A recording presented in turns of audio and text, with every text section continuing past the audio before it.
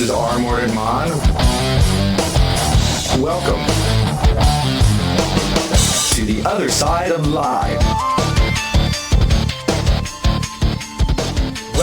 Welcome to the other side of live. As the bumper said, I am your host, Mordant Mon. And tonight we are supposed to be talking about doing dating right.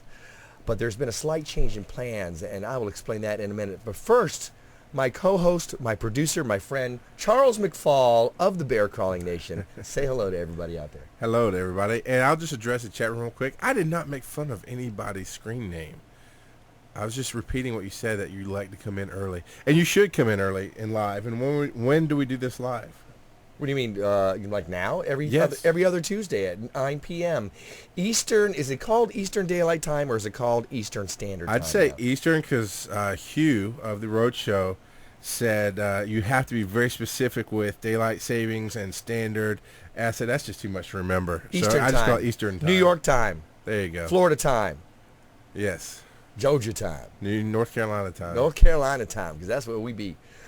So that is when it is every other week. Now, as I was saying, the show is supposed to be entitled Doing Dating Right, but a series of events have happened, and so we actually had a guest host or a guest all lined up, and she is unable to attend. So we are going to call this show Life as It Happens after your video blog, because this week has been full of life happening to myself, to Charles, and I'm sure to you out there.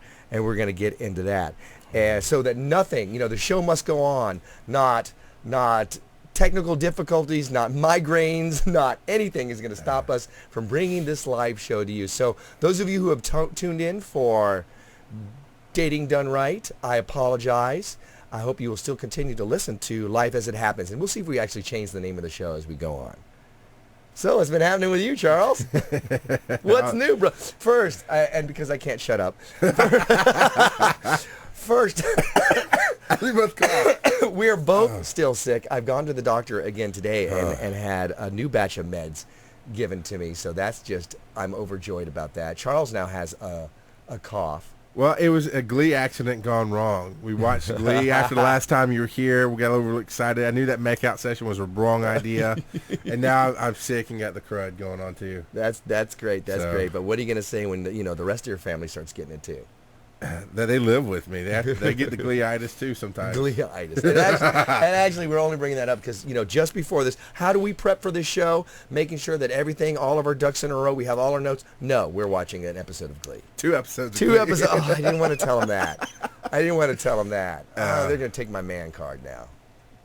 Well, I had to revoke your gay card because you've never seen West Side Story. You don't know many musicals. I think I've seen it in the movies once with my mom and dad. Maybe. So I don't know. You didn't know the song, and that's all that matters. Yeah, I don't know a lot of Broadway songs. So I'm a man's man, but I know Broadway. You know Broadway. I said this earlier for my parents being religious and somewhat anti-gay, that they showed me musicals at a very young age, which is a dangerous thing. Now, I am a straight man, but I love the gays and I love musicals, and there you go, and I love Glee. I just thought I'd leave it silent at that. I want to say that my favorite show before Glee came out, I have to say my favorite show was Dexter. So, yeah, there's a little bit more, 2 ends of the spectrum then. So how do you explain that? Michael Hall, it's 3 names. Michael, I don't remember his name, man. He sings.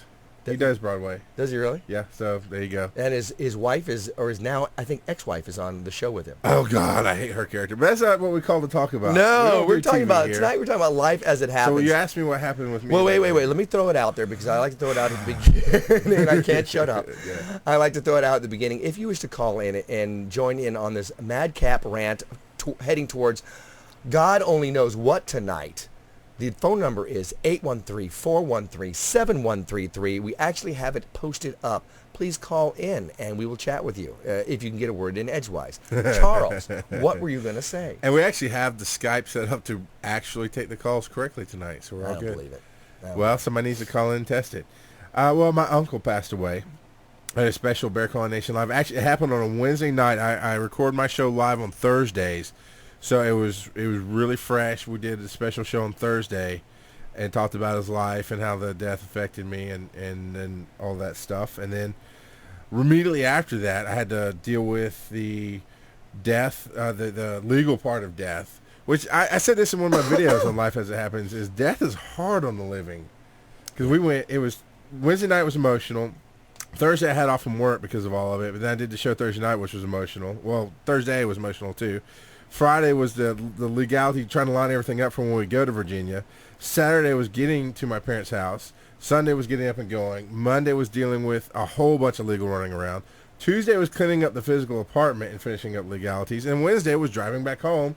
Then Thursday, Friday, Saturday was work. It was busy. It was really busy. It's hard on the living. Yeah. Unless you've actually gone through a death in the family. And often what happens is it's apparent where you finally get to experience this. You see it on TV, you see it on the movies, and death is a very clean, very easy thing. You know, there's the death, and then there's you're at the funeral home, and everybody's weeping, right. and that's it. But you don't really know what that is. I suffered through both of my parents passing away, one in '89 and one in 2000. And when my mom passed in 2000, I connected with a few men out on the Renaissance Festival circuit whose mothers had passed as well. And my friend Doug Konjolka, who plays Miguel of Don Juan Miguel, says you're part of that, some kind of, it's a strange fraternity now, that you know what it means. You know what it means to go into their house. You know what it means to clean out all of their stuff. You know what it means to take memories that are also your memories and put them aside and decide which to keep and which to just get rid of and how to get rid of them and all that stuff. So until you actually go through that as a child and into that older adulthood, of having passed through a parent passing away, you really don't know what that means. But once you have the other people who have gone through that as well, there's a connection there, and it's a strange connection, but it's there. So there you go. There you go. It was interesting. I've thought I don't know if I mentioned a whole lot here. Essentially, now I come from a traditionally non-broken home. We'd be the atomic family, the nuclear family, anything that deals with bombs. I think it's nuclear. Nuclear. Which, is one of the most destructive forces in the world, in the universe. And we want to label it as the normal family. But, I grew up in my dad's still married to my mother, same home, blah, blah, but they don't really know me. And I had to do this 10-hour, I'd gotten to know my uncle very well in the last couple of years. We never knew him before, got close. He was there for me when all the stuff went down with my parents. And I had a falling out with my parents a couple of years ago where we didn't speak for 2 years solid. And it was a lot of stuff that I don't want to go into here right now. I mean, that's for another show. I'm not afraid of talking about it. I'm just saying I don't think it fits. But we recently called a truce, if you will. We've never dealt with what's gone on. We've laid down some ground rules of how to speak to each other. And then we have this happen where he dies, and I knew it was coming. I mean, it wasn't like it was sudden in the sense of we didn't expect it right now, but he was 70 years old, muscular sclerosis, dystrophy, whichever. One kills you young, the other one doesn't. Right. But a disease of the muscles that kept him in a wheelchair. He'd fallen out of his wheelchair a couple months ago, and I knew, being a paramedic, I know what that does to older people, and that his body was going to have a hard time coming back from it. And it was just a sudden death. So I'm dealing with that. I'm dealing with my personal loss, the emotions that I have, and having to deal with my parents on this as well. Because my dad he says it's his half-brother. I mean, it is technically his half-brother, but I think he considers him his brother. And we're going to do this 10-hour trip where I'm not sure what to say. Because the last time I really talked to my dad, it was, you can't talk to me that way, and you can't come home until you say you're sorry. And I'm not saying I'm sorry. I'm the bear, damn it. So it was we've never seriously talked. So for 10 hours, it was interesting. But I've learned from doing the podcasting and doing the shows of how to deal with different people and when to find common ground to talk about and when not to. And it was interesting as an adult to get to know another adult personally. And it's just the weird part is it's my dad. You would think you would know him, and he got to know me a little better, I think. He got to know you a little bit too. Yeah, I actually got to have lunch with you guys. As you drove past Gastonia, where I'm staying. So that was very nice. It was nice to meet your dad. Nice to meet Poppa Bear. I don't know if I would really call him that, but he's definitely the father. Yeah. So, well, he's not able to sail us, so we can't do it. So, do you think that things are at least more open between the two of you now that you've spent this time and kind of shared this experience together? I think I feel more comfortable being who I am around him. Right. And, by relation, I don't think there's ever going to be a good relationship with my mother. There's a lot of issues there. A lot of my issues come from her issues. But he being willing to actually just listen and not argue. And I've thrown out, well, okay, he's a Southern Baptist preacher. And I led into the conversation just because the lay some groundwork is on my show. We fully support gay marriage. I led with that. Was that hi dad shaking your dad's hand and saying, by the way, blah, or were you at least an hour into the drive? No, we were like an hour into the drive. It was coming up somehow, some way, and my mind, the way it works is I follow paths. I think we're talking about legalizing stuff and being morality being, legislated, and I was like, gay marriage, you can't legislate that. And he kind of clammed up. He didn't say anything. And I just kind of finished my thought and realized we should kind of step down a different path. But I laid it out there. I support gay people. I support gay marriage. And there's really nothing religious you can say about the legality of gay marriage, but that's not this show either. Right. Right. In a way, you were honoring your uncle as well. Yes, he is a gay man. And actually, we have some candlesticks downstairs from, they could not get married. His partner passed away many years ago. But that was their first basically gift as a couple. He wanted us to have it. Right. This ring was his commitment ring. So, just so on the camera. For our listening audience, he's holding up his thumb, which is what the finger that it fits on. Yeah, there's one. I don't know if it's his or his partner's, but it means something to me, so I took it and honor that. And it was interesting watching my dad go through his stuff because for both of us, I think let me give you a little idea about where I stand on death, and you can run with this too. Life is all about the spirit, not the spiritual, like religious, but the essence of who you are. I've been a paramedic for many years. I know when life leaves a body. It's just a shell. It's just there. A lot of people get hung up in honoring the dead or being respectful of the body. And look, if you knew what went on in the back of an ambulance, and I'm not being funny, I mean, it's serious medicine. If you knew what went on in the back of an ambulance, breaking ribs, doing CPR, shoving tubes down people's throats so they can breathe, it's not honorable and it's not glorious. And that's going to give me that, along with my religious upbringing, even though I've dropped most of it, give me the idea of that life is really in the spirit. It's in who you are, in that essence, whatever you want to call it, the soul. Right. The soul. So for both of us, we didn't approach this as, anything we had to take care of. We just had to legally, well, actually we didn't. We could have walked away. But to our moral standing, to our honor, we had to go and take care of his body. But it was never about him. And cleaning out the apartment mostly was that too. We had to clean it out so the next tenant could come in and grab a few things that we wanted. Watching him go through. My uncle was gay, so you can imagine there was gay porn, and it was just sitting out. And my dad's a movie buff. And my dad, he went through the regular movies. We're just sitting with regular movies. Right. And he knew there was going to be gay porn. He knew to be careful. And he's like, oh, movies, like, you don't want that movie. He goes, oh, well, let me look. I'm like, okay. And I just I could laugh. He's like, oh. And he picked it up. It took him a minute to realize. Right. That's a naked guy with a soccer ball. Yeah. We get it.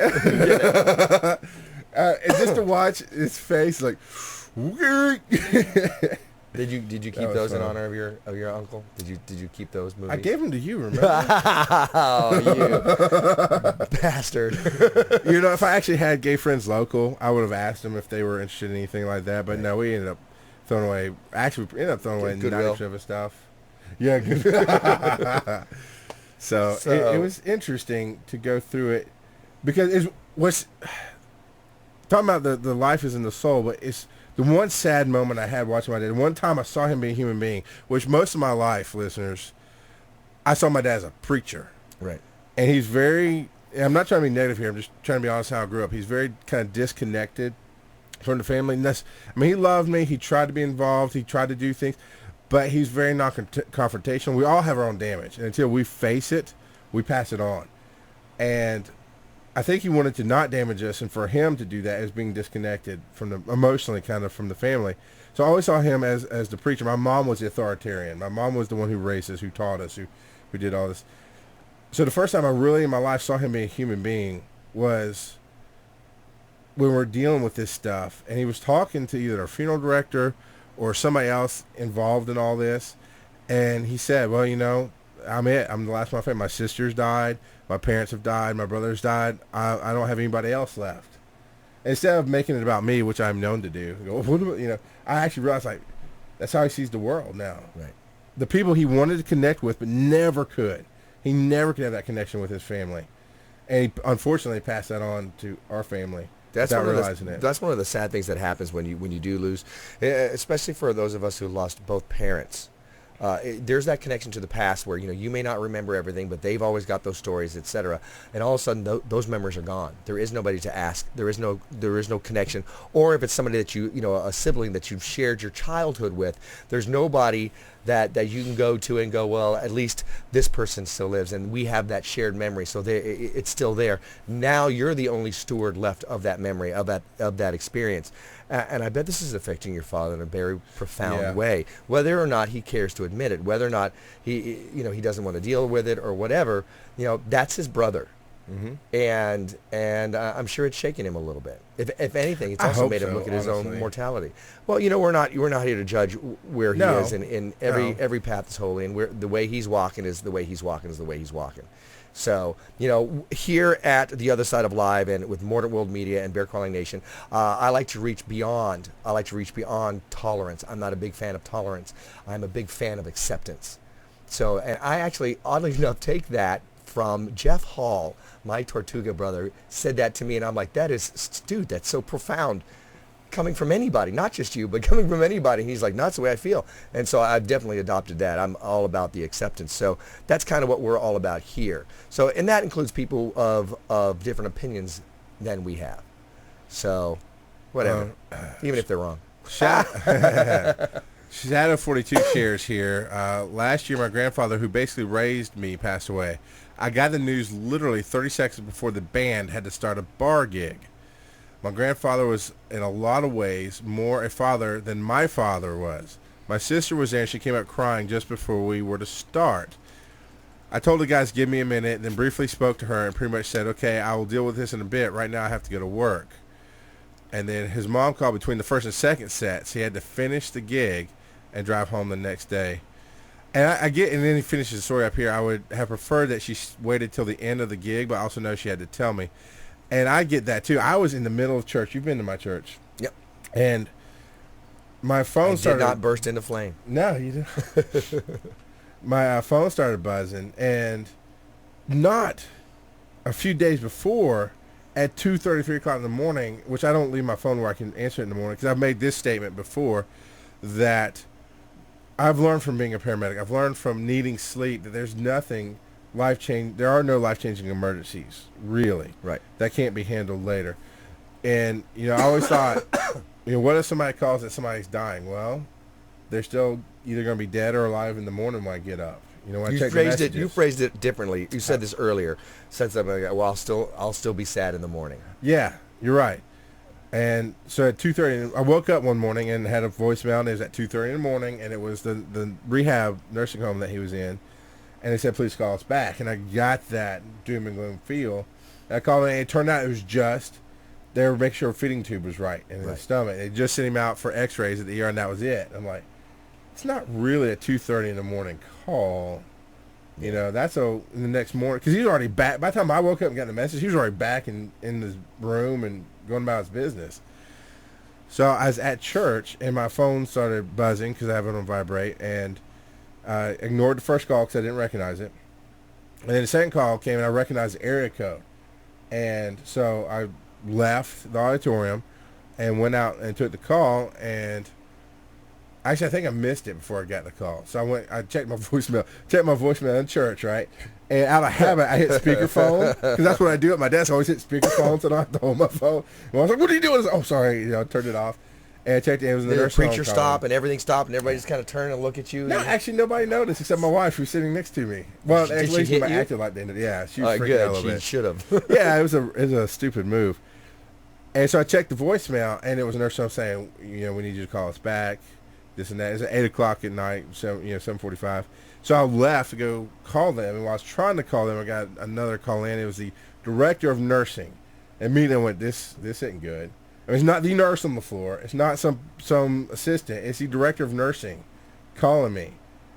And they said, you went out, and as a paramedic, I shared this on my show. As a paramedic, I asked questions about what was going on. And when he told me the honest answer, I said, I'm a paramedic. I need to know that this, and this. And when he told me, I knew it was over. Right. But humanly, I just kind of put it away. So, well, let's wait.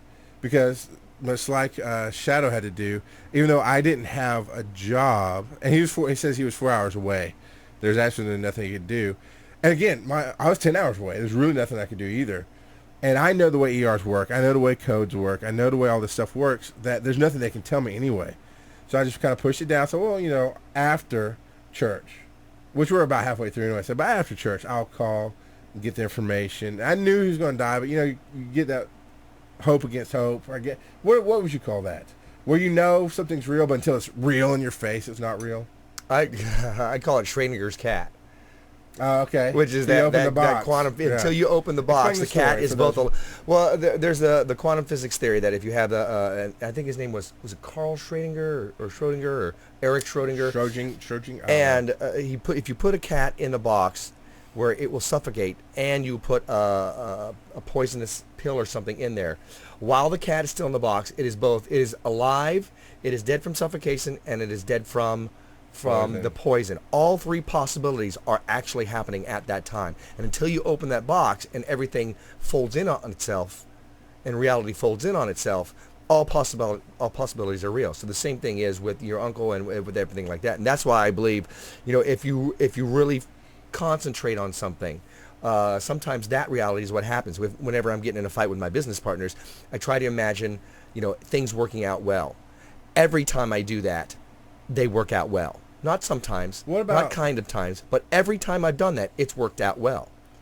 Actually tonight we had dating done right as our theme and everything set up, but I really wanted to talk about this, and I was just like, the timing is right, is to be able to talk about this. A lot of stuff has happened in our lives this week, so I really wanted that to happen, and here we are talking about this because it's worked out that way. So that's what I think it means. Well, there's just things in life. I mean, I know the human body. I know scenarios. And it would have been miraculous with what I knew about his situation. Right. I don't want to talk about it, give you all misty again. But what I knew about what was actually going on, I knew the dice were cast. Right. But I still didn't let it sink until I got the phone call. Right. Sure enough, another 15, 20 minutes went by. I got a phone call, ran out to take it. It's the ER doctor. And I broke down in the hallway a little bit. And going back to the chat room, because I'm relating here, Shadow says, there are occasions when we have to continue what we're doing, but I freely admit I actually did not make it to the end of the gig without breaking down, especially when the band did a request in honor of my grandfather. And Alex did that to me, the movie guy. I put out an email to the entire Bear Calling Nation saying this is what's going on with me. He records on Thursday. I sent it out sometime Wednesday night after I had cried it out and dealt with a lot of stuff, and there's nothing else to do. I went ahead and typed out that email. The next day, he hits me up and asked me the name of my uncle. And I shared it with him, and I needed to talk to somebody at the time, and it worked out to where he called or I called him or something, and he told me that they were going to dedicate that episode of Seventh Row Center, and I'm like, Pastor, you're making me cry again. Stop. Because my uncle really was a huge movie fan, and for Alex to reach out like that was pretty awesome, and when people do that, when they think of you, you got that card, the thinking of you card that you gave to me last week, and in the moment when people take what they do and put it towards that, like the band did for Shadow, it's cool, but at the same time you're like, don't do that, man. I'm coping. Yeah, I'm getting through. Now you're making me think about it. Separating from my feelings. When my mother passed away, it was September 1st, 2000, and it was a Friday just before the Minnesota Renaissance Festival opened up. And actually we had a gig that night. It was a special gig on the festival grounds in the feast hall. So I got the news that day. My sister called and just said, Mom's passed. And, I was dealing with it. I did not tell my guys. I did not tell anybody. It was just like, for me, it was really personal, really private. And I wasn't ready to share it. I wasn't ready to make it that real yet. And I don't think Right. it was until sometime during the weekend or maybe even past the weekend where I actually said something. But I did that gig that night, and I'm glad I had something to do because it kept me busy.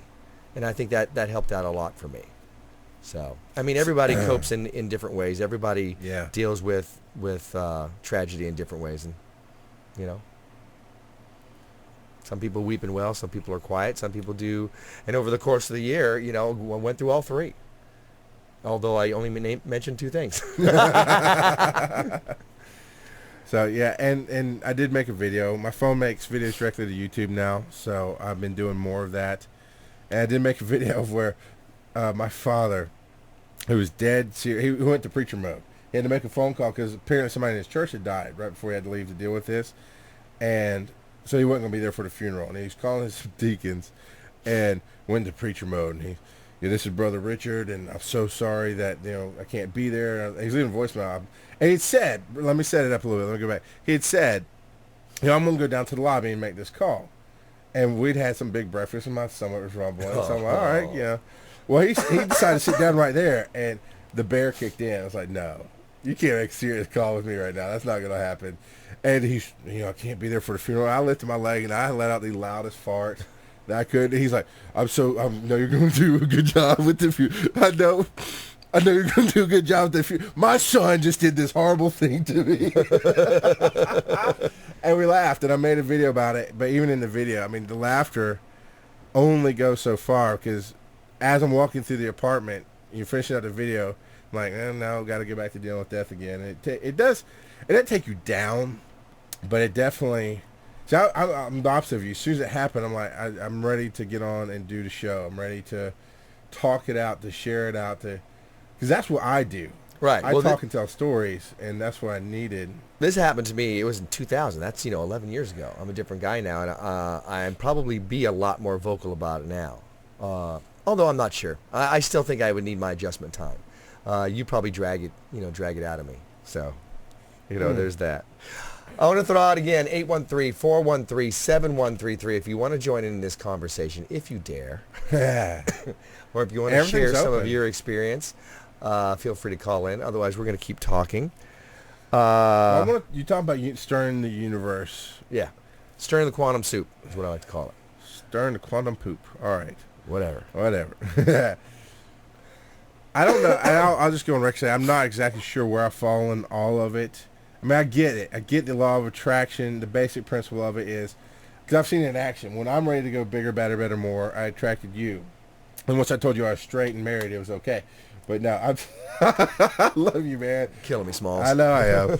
No, but I attracted you in the whole podcasting world. Right. And we've gone bigger, better, more this year. And we're just I get that. But when you start talking about, even in the book that we're both reading, it's talking about writing it down, letting the universe come to you, so on and so forth. I'm not sure where I stand, but let me tell a story about this. At one point, when I first started getting to know my uncle, my mother made it sound like he was on his deathbed. So being who I am, I just went, dude, are you almost dead? What's the deal? Right. This was 3 or 4 years ago. He's like, no, I'm doing all right. Okay, I need to know where we stand, because my mom makes it sound like you're about to die. And he laughed, and so we built a relationship. But at some point, when it got more serious, when I had to help him out with medical stuff, it was getting a little more serious. You could see he needed a little more help. The reality of, he is getting prepared. I think it was after I visited him last summer. And we knew that was going to be the only time in his life I was going to be there. And because everything the dominoes all fell into place to where I could be within a few hours drive of him and go see him. So I did.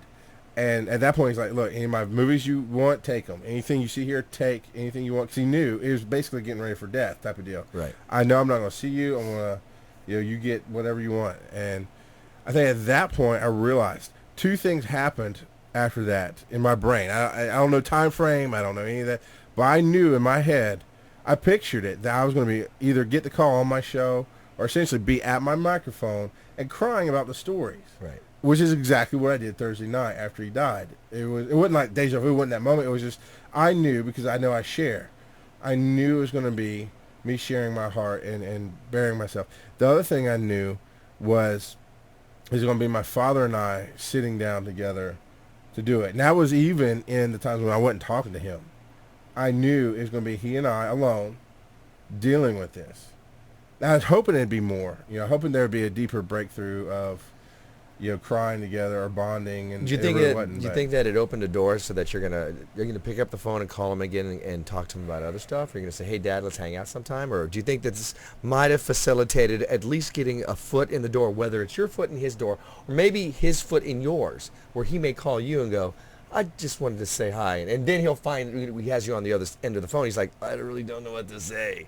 Do you think that something like that's going to happen? Maybe. All right. Maybe. Then just be open and ready for that. Well, I think I'm actually going to push him a little bit because something that he said when I called him about my uncle, he had no idea, and maybe that's his defenses. I mean, he kind of went into preacher mode. He kind of went, "Okay, well, that's sad. What can we do? Right. I'm glad you're handling it." And I'm like, I almost wanted to go, "Cry, just do something." That's me. I know. That's right, me. and that's not where he was at that time. But at the end of the conversation, he said, "I really wished I could have talked to him more." And it wasn't that my Uncle Mark had shut him down. Right. It was that he couldn't get past the surface. He couldn't get past his life and his issues. It wasn't a gay issue. It was other things. And just taking the time, too. Right. Oh, you're always like, "Oh, I've got plenty of time. I've got plenty of time." Well, it was when my mom passed, it was just at the end of we had just begun connecting again, both as adults and I'd spent some time just kind of being me and being out on the road, but we just really begun connecting again. And I'd said in my head a number of times, 10 more years, just give me 10 more years. And I didn't have those 10 years, but what I did have, the last time I spoke to her, it was her and my sister were together, and it was a very good conversation. She was very open. We were loving to each other. She was, I just sent, I think it was Mother's Day, and I sent her some roses, and she just said the sweetest thing to me. So that was my last moment with her. I was supposed to go, and very soon after that, I was supposed to go visit. In fact, I had gotten 2 plane tickets. One was for 1 week, and then the next was the following week. The week before that is when she passed away. And timing was perfect because I was the person who was able to come into town, do funeral stuff, leave, come back, close up the house. Nobody else was able to do it. So it really worked out perfectly in that way. Also, I didn't have to see her at the very end, and she was very emaciated. The cancer that had begun in her lungs had moved up into her brain. There was very little lucidity. So it would have been not the happiest memory. So it all worked out for the best, and I'm glad that I was able to take that responsibility. I was very happy that I was able to do that. My sister was with her up until the end. She stayed at the house with her. She was there when she passed. She took care of her and all that. I was glad that I could take it from that point on and at least contribute in that way. So, well, I'm definitely gonna push him on it because the two human moments there. I wish I had talked to him more, and I knew it was not just talk to him, but it was actual connection, because I know stuff about his brother that he didn't know. Right. And I was able to share some of that with him and talk about some things that he couldn't talk to him about. Right. So I was able to help him there a little bit. And then the whole everybody in my life is gone. And I can see, at least what I'm reading into that, is everybody that I wanted to connect with, never could connect with, they're all gone now. And I'll never connect with them. And I know he wants to connect with me. I've known for a long time he wants to connect with me. He just doesn't know how. So I pushed him a little bit on the trip. I've asked him questions specifically about his life. I pushed him beyond the surface chatter and shared some of my life in there and offered him beer, but he didn't take it. That's okay. So he's a preacher man. Yeah. Well, I think if he was a Catholic priest, he'd have taken it. So, I want to talk about this concept too, because I've preached this concept. Alex says here, when a person is dying long-term, like my father, which is Alex's father, just to be clear on the podcast, when a person is dying long-term like my father, it was a little disturbing because my sister and I come to the realization that we weren't going to have my father much longer. We accepted it long before it happened. Right. We accepted it before it happened. The concept that a lot of people miss, and I just want to slap them silly, and I was able to help some friends with this. I did this with my grandfather. I expected him to die within a year after my grandmother died, because he was all alone. There was no around. His daily routine was a 5-minute drive. Right. I mean, he didn't venture beyond that. And when he didn't die, I was like, he's stubborn. Let's go. And we got to move up here. And every week I made an effort. I went to see him because what happened was I knew he was going to die. And every day after that was basically a gift, if you will. It was, we realized, let's live life. Let's get to know him. I got to hear great stories. World War II, he was in Hawaii at Pearl Harbor. Did you record any of this? No, I wasn't doing podcasting at that time. I had no concept of recording things, or I would have done it. He was at Pearl Harbor. He was supposed to be on the base. Right. He had to leave, and he went over leave because he met some chick, and him and the chick and his buddies went down to the life. Yeah, they went down to the beach on the other side of the island, and messed around all night long. And as he's making his way back to the base the next morning, they're stopping him. He's like, no, I'm supposed to report for duty. And Pearl Harbor attack had happened. Right. And he spent the whole attack, well, the ramification of the attack afterwards for like the next day, in his barracks alone. Because it was chaos. Right. But that's such a crazy story. Didn't he have the thought of, I leave you guys for 2 hours and look what happens? And he tells it with a chuckle. And I knew that's a story he had never really told many people. Right. But because I'd shown acceptance, non-judgment, I didn't treat him as old. I treated every day as valuable with him. That's a good concept, Alex, and I hope maybe you and your sister got to do that because so many people take my other friend, her grandfather was dying, and he was just older, and the whole family acted like he was dead, not accepting it, not knowing that they were going to have him longer, but, oh, my God, Pop this, and oh, my God, Pop. And she would literally talk about him with tears in her eyes. I'm like, wait, you saw him this morning, right? Yeah. Why are you crying like he's dead? And I was a lot more brutal then, and I was not nicer, but I got her to realize, you live life. Because I made her go through the mental process of, what are you going to do if he dies? What can you do? And when she finally came to saying nothing, like, now go do something now. Right. Did she go? Did. Yeah. Did she talk to him? She said it helped. After he died a couple months later, and afterwards she told me that that talk had helped, and the rest of the family, I mean, they're torn apart. They're just... Oh, they're doing it to Nana or whatever they call her now, his wife that was left behind, his widow. They've been doing it to her for the last year. Oh, it's like, she's not dead. I'm not dead. Yes, you are. That's how they are. I was like, I'm not dead yet. I don't do that. Spend time. Like you got to do a little bit. Right. Now, I'm going to talk a little bit conversely about this. It was different with my dad. My dad, he passed away at 72 in 89, longtime alcoholic. He was actually had stopped drinking, had been taking Anabuse, which I believe is a drug that if you drink anymore, it makes you sick, so you don't drink anymore. He had Parkinson's, he had Alzheimer's, and at one point he had fallen and hurt himself, and I can't recall if he went into the coma or if he just fallen and hurt himself, but he was okay. And he seriously declined from that point on. So at that point, if he had passed, the memories would have been cleaner. But at that point, we got to watch him, just disappear before our eyes, mentally, physically. There was a big cost to the family as far as, medical bills, etc., that if he had passed, early on, and it was science that had kept him alive. And I think kept him alive in the hospital as well. So, and I'm not saying that I wish he had died. I wish I had been older and more mature, and that I had gone and visited him. I did not. I stayed out of the hospital until I heard that he had passed, and I always regretted that. So that when my mother had gotten sick, that's why I had the 2 airplane tickets. I was definitely going to be there for her then, and just missed her. So there is that other side of the spectrum as well, is that sometimes it's time for them to go, and do you let them, do you hold on, do you make them cling to life, regardless of how much they've gone mentally or how much they've gone physically? What's the right thing then, and what do they want? He didn't have a living will, so he wasn't really in a coma at the time. I think he lapsed to a coma later and then passed away. And I think we're both proving the point that death is really about living. It really is. I'm reading a lot of the chat rooms going on, how people, and if you'd like to call it in and talk about your experiences, your feelings, 813-413-7133. I'll ask you questions. We'll commiserate. We all have had the experience, whatever. But so many people do what you did. They avoid the hospital. I think that actually caused a problem in my family because it was like pulling teeth to get me to go over to my parents' house at that point. And there's another story. I don't want to get into that right now, but there was reasons why I was pulling teeth. And my mom resented the fact that every week I came to take my grandfather out while he lived there for the year that he was there. Every week Why I did she made an resent effort that? because I wouldn't come to see her.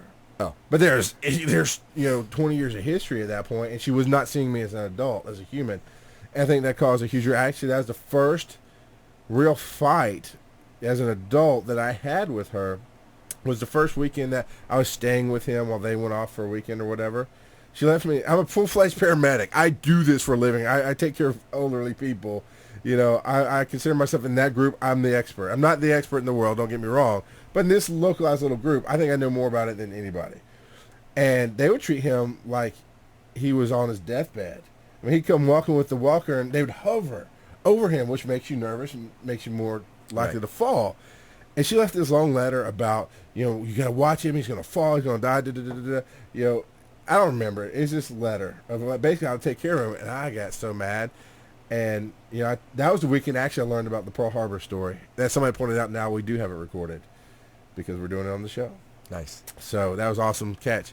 But too many people do that. They either avoid the family or they treat them like they're invalids. And I'm at the beginning of that weekend, we were getting ready to go out. My grandfather was putting on his pants. And I've always told him, if you want help, ask. I will help you. But you're a grown man, And he stood up and he almost fell and he caught himself. And I was sitting back in the chair and I didn't even flinch. Right. And he looks at me and he starts laughing. I'm like, what? I'm serious. I will let you fall on that floor unless you ask me for help. And that changed the dynamic with us. And at the end of that weekend, he told he didn't want it because he didn't want to fight. He didn't want me to get, all that anger. But he knew I was mad about how they treated him. And we had a falling out about the letter. And that was the first of many fights to come at that point. But it kills me. Probably because I guess somewhere in my life I did it. But it kills me to watch people avoid their families. And even though you saw them disappear, you were there, right? I was there at the house. I was at their house. But somebody could have been there. I mean, I've watched people get Alzheimer's. It's sad. I've not had to see it. No, I just tell you that I watched my grandmother get Alzheimer's and not remember. Right. And it was sad. Did she have hallucinations as well? I don't know. My dad had hallucinations. I got to see one of those. That was interesting. I remember him coming out, and he's chasing. We're inside the house at Green Dolphin Village, and he's chasing. Get out of here! Get out of here! And I come over, and I'm like, what are you doing, Dad? And he turns around, and he looks back, and he looks at me, and you can see the mental shift. And he goes, there's snakes here. I was chasing them out. I'm like, there's no snakes in here. He goes, well, they were here. And those of you who know me, and it's no secret that I'm clean and sober now for almost 8 years, but I used to do a lot of drugs, so I have done acid. So I understand what it's like to lose your mind a little bit and then come back from it and go, wait a minute, I really saw something here. But then you have that moment of lucidity. So I was able to understand where he was coming from. So I was able to empathize with him and not make fun of him and not do anything. He's like, no, there's no snakes here, Dad. And that's a strange place to be also, to this strong person, this strong figure in your life as you grew up as a child, watching them becoming frailer and frailer. Sure, because of a lot of the life choices he had made, but still, it's an interesting experience. Would you say it's really about your experiences and how you what you've had in your life and how you interpret it? Everything is about your experiences and how you interpret them. Period. Your relationship with your mother is about your experiences and how you interpret them, because she's coming from a different point of view. She was, part of what I heard when you said that, she was mad because you weren't spending time with her. Yeah. That you were more willing to spend time with him. But she was mad because she wants to spend time with you. At the very, very root of that, it might have a lot of other stuff layered on, but at the root of that, from what you said in that one point, there's other points there. Sure, no, I'll give you what but you're it's saying. all about our perception and how we see things. And a lot of I've gone through the Landmark Forum, and one of the things that they use in that is that things that happen to you in your life, whether you think somebody did something to you or something horrific or whatever, these are just events. These are just events that we choose to interpret them in a certain way. Hey, this person did this and they said this to me and that hurt me. Well, they just said this. You choose to let it hurt you. I remember one of the guys from one of the instructors from the forum was talking about how his mother had said something and it just really crushed him and it really affected him for much of his life. And he came back and when they finally were talking again years later, he came back and brought it up to her and she goes, "That? I just meant this. I didn't even think about that." And he's like, "It shaped my whole life." She's like, "You got it wrong. I meant this." Oh my! It's all about your perception. I agree. I've gone through some of the same experiences, training, whatever you want to call it, where to me it was presented as this idea. We all have, well, I make fun of the idea now because we don't have these anymore, but VHS tapes. We have these filters in our lives that every memory, every experience goes through that filter. And you hear things, you learn things from our parents. We learn things from our parents. And I know as hard as I try with my kids, they're going to learn things I never wanted them to learn from me. Not bad habits, but I'm trying to communicate this idea, but they're hearing this, like you're talking about. We get that. All of us get that. And when I realized that about myself, it helped. A couple years later, when I realized that about my own parents, and they got stuff from their parents that was never meant to be there, and I can see the damage rolling down. Yeah. I'm trying to make the buck stop here. My wife's the same way. We're trying to stop the damage here, deal with it in our own lives, realize where it's coming from in their lives, so on and so forth. It helped me see them more as human beings. It helped me deal with them better in human beings. But yeah, a lot of stuff with my wife in the first part of our marriage, we were fighting because of that filter of the message I heard from my mother, you know, and whether it's meant that way or not. And there's stuff I brought up to my mom saying, you do this. No, I don't. Right. I never meant that. I've never said, well, in my defense, hers was a little bit, she'd make fat jokes, but, I'm just kidding. It's like, no, you got to stop that. You know? Somebody mom me. So I remember I was dating a woman a few years ago, and she said a certain thing, and I can't even remember what it was. She said, you know, whatever she said, X, Y, and Z. And because of where I had come from, because of my upbringing, I'm like, you're doing this, and you're saying this, and you're saying this. And she looked at me, and she was so compassionate, and she was so patient. She looked at me and goes, no, baby, I meant this. And I was like, oh, well, that would be all right. And that happened a number of times. But she was patient enough to go, no, I'm coming from this point of view. I get it that you think this, and I get why you think this, but this is what I meant. So if you're able to, both of you stop, whether it's you and your father, where it's, you know, somebody and their husband or wife or whatever, and able to go, this is why I said this. What did you think? And again, with my business partners, you know, we're like brothers. We always, you know, fight. We love. We're just like brothers. There will be times where often it's me who I'll like, I think you mean this. He's like, no, actually I mean this. And sometimes they'll get me wrong. And I'll have to stop and go, oh, wait, you think I mean this. Actually, I mean this. And I'll see the mental shift and they'll go, oh, okay, we're cool. Yeah. So it takes a moment just to take the heat off the table and go, wait a minute, what are you really saying here? What are you, not just what I'm perceiving, but what's really going on here? That has made all the difference in my marriage. We went through a bunch of years of, I mean, honestly, I think marriage can be one of the aspects. I'll just go ahead and caveat it. One of the aspects of marriage can boil down to communication. And I'm talking about true communication, putting yourself aside. And most of our fights came from, I was not using the words. I was saying one thing with my words, meaning a whole opposite thing in myself because I'm screaming inside. And she's hearing yet a third thing because of her own experiences.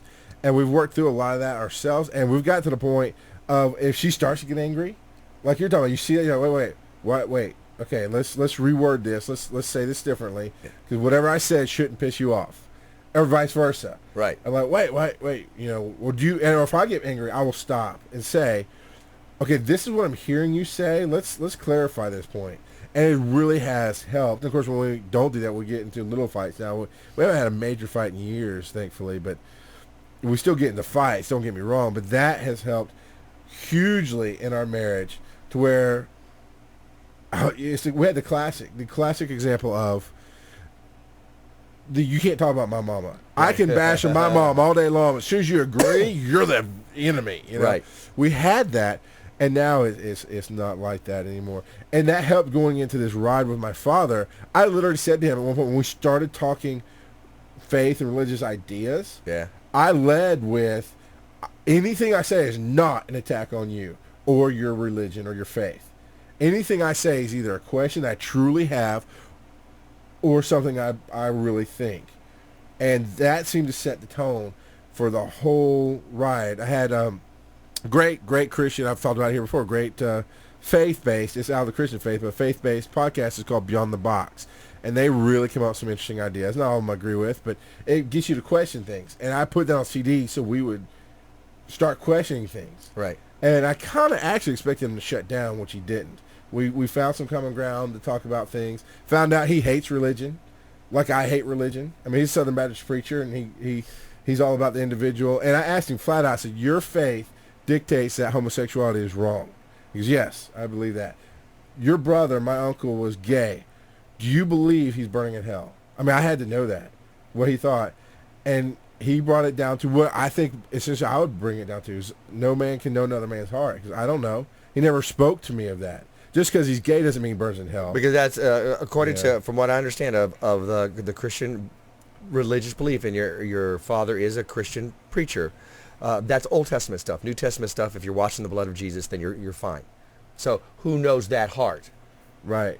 Am I correct in that? And that's actually where that's the conflict that I have with it. It's like, why are you talking to me about Old Testament stuff? Yeah. When you're on New Testament. Whether or not this is my belief system, why are you talking to me about this? Why are you condemning somebody? And secondly, and I'm going to get my little rant about this. Go for it. Why are you talking about people who are unbelievers anyway, in the world but not of it? If they're in your church, in your flock, sure. But if God is judging them, who are you? Yeah.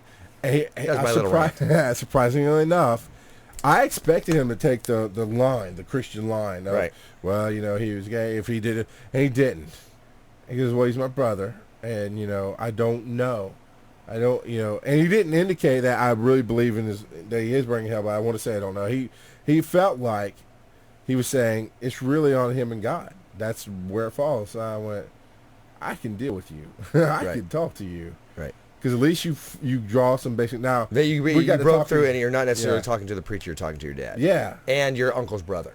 Yeah. And that's who we really wanted to talk to. And that's who I really wanted to talk to. Now, get him on, Fox News, and I had to shut down. Right. I had to spend an hour. I spent an hour going, Now, but I don't want to get back. I don't want to get into the religious rant or anything like that. But I do want to point out, if you want to hear more about that rant, if you go to youtube.com/MordantWorld, in my favorites, one of my favorited videos is a video from The West Wing, and it's a sweet rant about all that kind of stuff, where President Jed Bartlett, played by Martin Sheen, really addresses that subject as well, the Old Testament, New Testament, blah, blah, blah. So again, youtube.com/MordantWorld. Check it out in my favorites.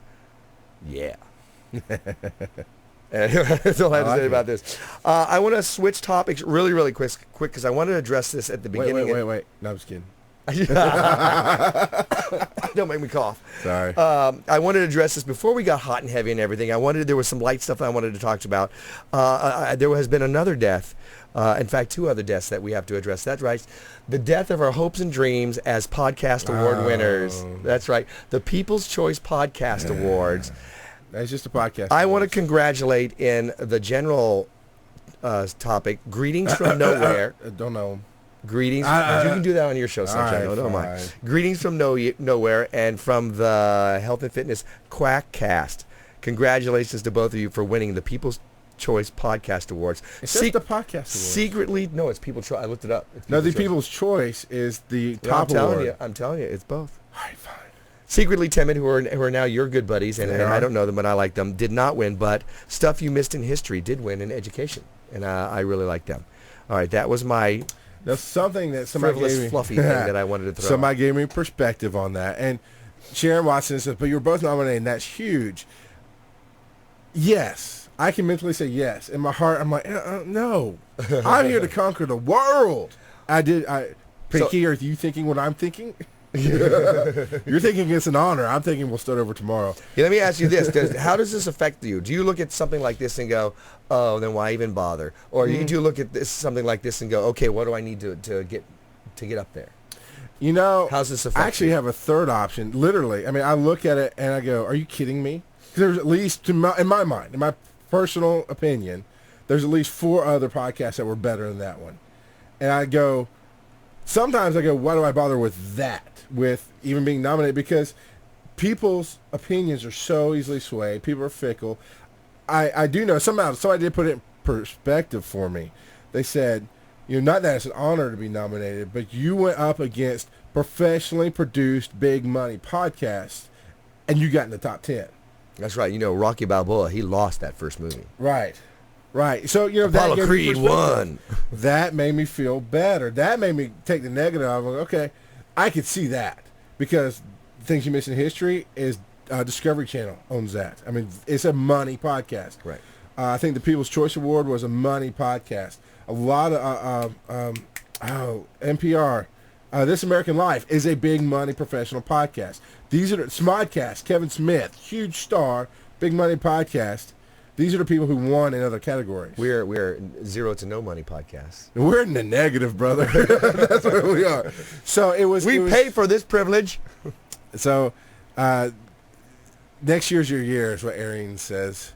So that's pretty cool. So that did give me perspective of going, no, you're right. I claim to play with the big boys in what we do. That was proof that we play with the big boys.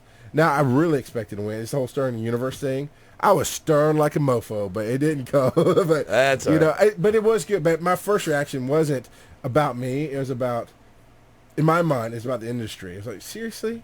Nah, so you can't take it like that. I had that reaction with that's sour grapes. Movies. I had that reaction with like movie awards. Last time I watched MTV Music Awards was when they had music on in the 90s.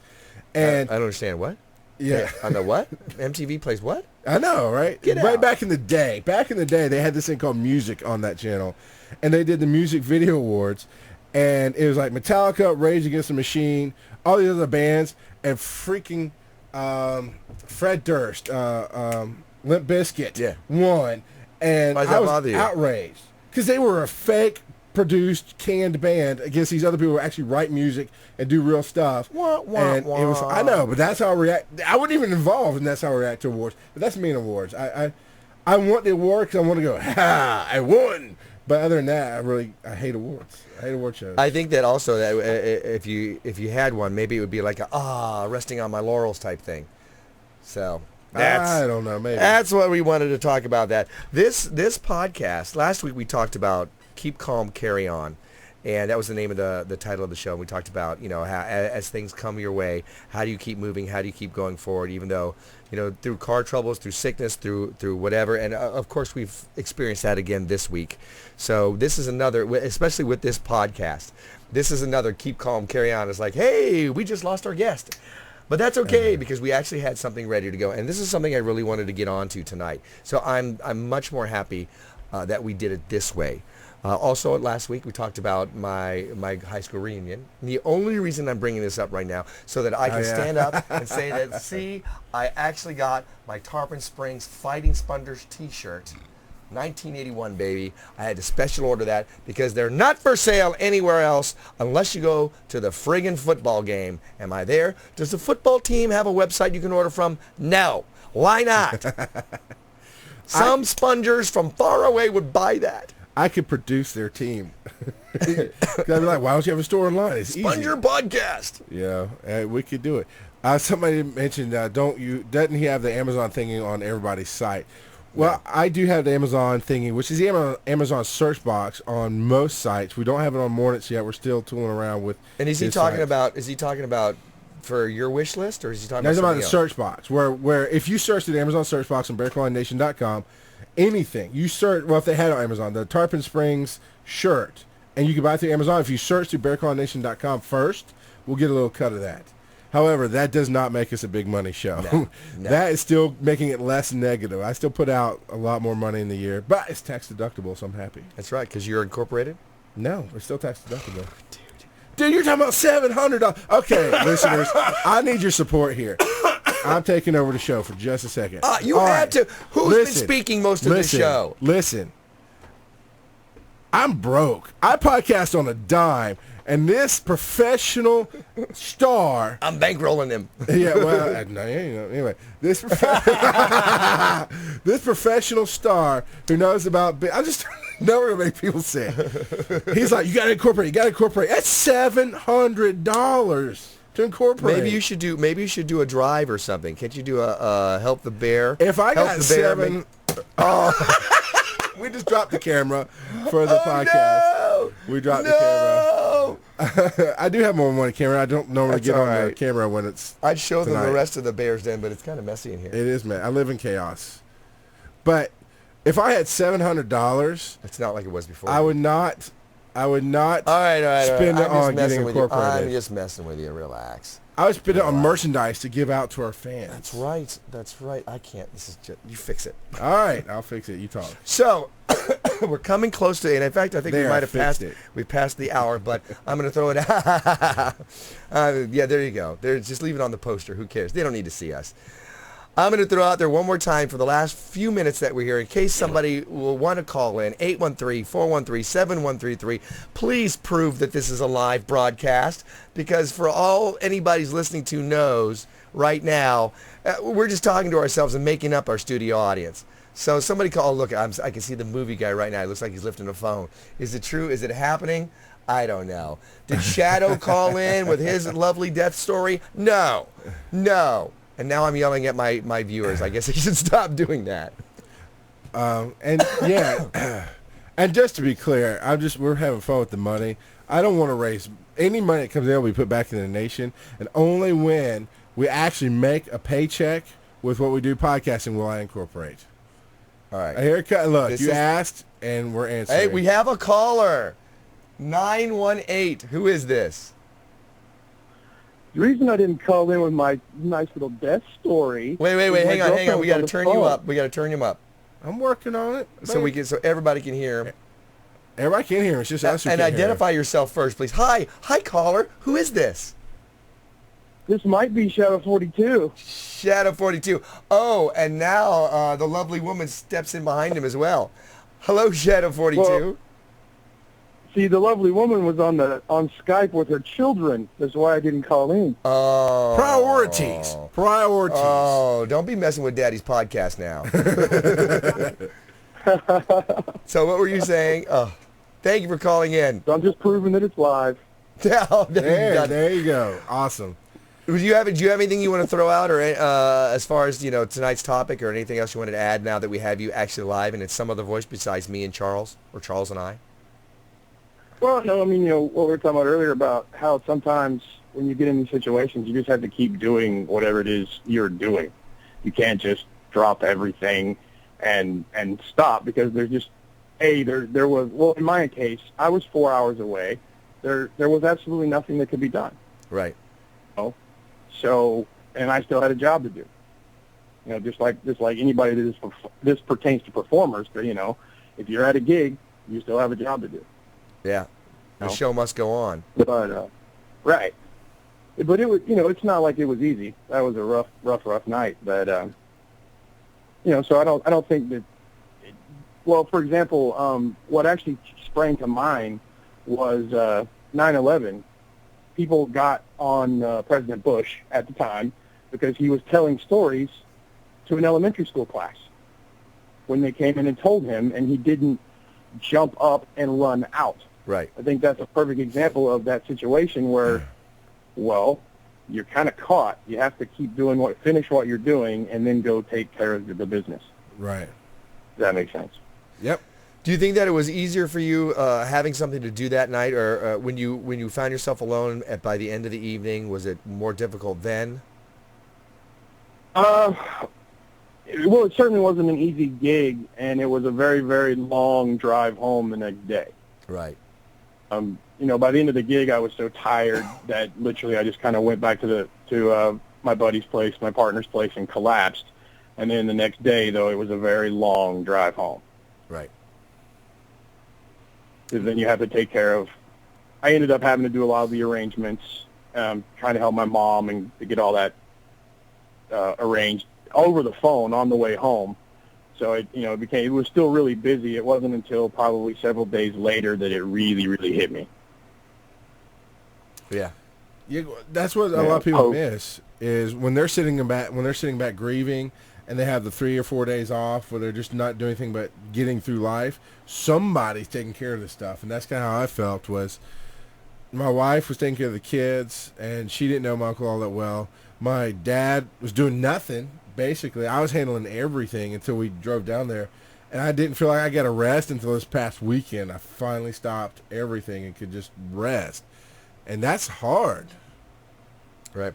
I want something I hadn't pointed out really quickly. I did listen to actually put your podcast on my iPod, and I listened to it while I was driving yesterday. His podcast or mine? Your podcast. Oh, I thought you were talking about his. I want to know about his the podcast. bear crawling. I think it was number 2. I have a podcast. Yeah. And you got me. I was listening to it, and I'm like, oh, there's some rambling there. There's something. You even talked about how much you had to drink, and then you took a break as you were tearing up. I was like, oh, Yeah. and you played a song from Wicked. Yes, I did. Which I think was your uncle's favorite. Well, it was just that he loved Broadway and he loved Glee. And Yeah, it was their Glee it was the rendition Wicked of from Glee. Yeah. what was the name of the song? Defying Gravity. Defying Gravity. And I'm like, my eyes cheered Yep. up, and I'm like, you bastard. I was crying the whole time that was playing. And you man. came back, you were all Yeah. choked up still, but Yeah. it was a good podcast, although it did ramble a little bit. But understandably so. You know, sometimes you gotta hunt down the shadows. Yeah, I hear you. And speaking of Shadow, who is still on the phone with us, thank you for calling in and legitimizing our live broadcast so that people know, yes, we're not full of hooey. This is actually going out live first. Hey, I'm here for you, brother. I appreciate it. And where will I see you again? All right, we'll talk. All right, bro. We'll talk to you later. Let's get back to it. All right. I guess I don't get to see him again anywhere. So Yeah, last time I saw him, it was in Michigan. We were both doing a gig there, and it's probably where we're going to see each other again, unless it's in. We got another caller? You ask and you receive. Alex, the movie guy, 7th row center, Autry. How are you, my friend? I'm good. Every episode you have someone who calls in who just wants to say hi. So I figured I would do that for you. You're the you see, usually they have a much shriller voice, and they're a lot more, oh my God, oh my But God, oh my God. we didn't announce this, but we I got actually through, you know. we actually have a prize for the second caller tonight. We didn't mention this, but you get Green Lantern 3D on Blu-ray. Of course I do. Yeah. And you can, of course, get that directly from the link off my site. I hate you, Chuck. I love you, Alex. Yeah, our last show, we actually had a caller in, and we had to take it out because it did not go through. She wasn't recoded. So if you're out there, Kaylin, we're sorry. We didn't censor you. I left you in the show notes. It's just that it didn't go through our system. So this one I'm sure will. Yeah, we tested it. Oddly enough, usually when you get here, we're like, oh, show. You got here Monday night, which is unusual. And we sat out by the fire, and we did show Monday night. Right. But then Tuesday was all about working and doing things. And, I mean, I almost didn't set the recording up. So. Hey, I guess I should start recording Yeah, this you know. show. Yeah. So, yeah, it worked out. We're in the groove now. We got it. So what's up with you, Alex?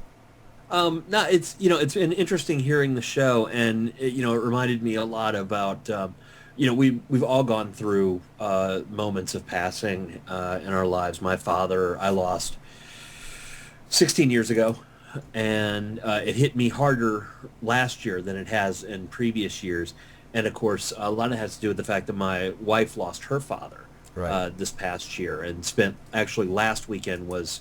Would have been his birthday, so she was up visiting with his wife up in Maryville, Tennessee, and it was just kind of interesting to get to hear how everybody deals with it, and the aspect of is it better to have known early on and just kind of accepted it as it was going along, or was it better just to have it happen all at once and you just deal with that shock immediately?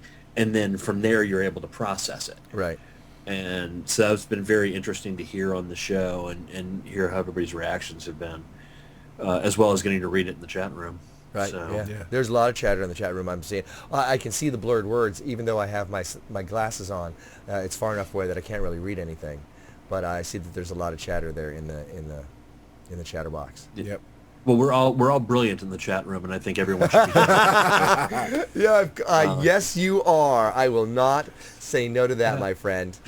There has been a lot of great And personal stories. mentioned The West Wing, written by Aaron Sorkin, so that's awesome. So thank you for that. Sure enough. I'll All right, get my off the friend. line so that other people can call in and prove that you actually exist and are alive. I'm just, you might be a regular call-in if I don't get other people to do it. I think he's our podcasting Tyler Durden. That's what I think. Oh, nice reference. Nice. Wow, that's almost a movie reference that you would expect to hear on 7throwcenter.com. Seventh row what? I'm sorry. Seventh row center.com. You won't actually the number hear 7 road center. Let's throw in a cheap plug in the middle of your show. I'm sorry about that. I think on every one of my you're on every one of my show notes because we always bring you up every show. So I think You that do, a link to because your show is every appreciate show. And I appreciate that. Thank you so much. I should do that for y'all, but eventually I'm going to get nominated. I'm just going to leave all of you behind. I'm going to forget all the people that Well, I would helped me complain about the away. fact that you're not mentioning me, but I have yet to show up on your show, so that's my own sorry problem. This is true. This is true. But we've got a good one coming up this week, but we're not going to talk about that right now. What because is it? What's it? Pimp yourself out. You called in, pimp it out. Oh, it's just going to be like your show, it's going to be inspirational. It's going to be celebrational. But my show is going to be Muppetational.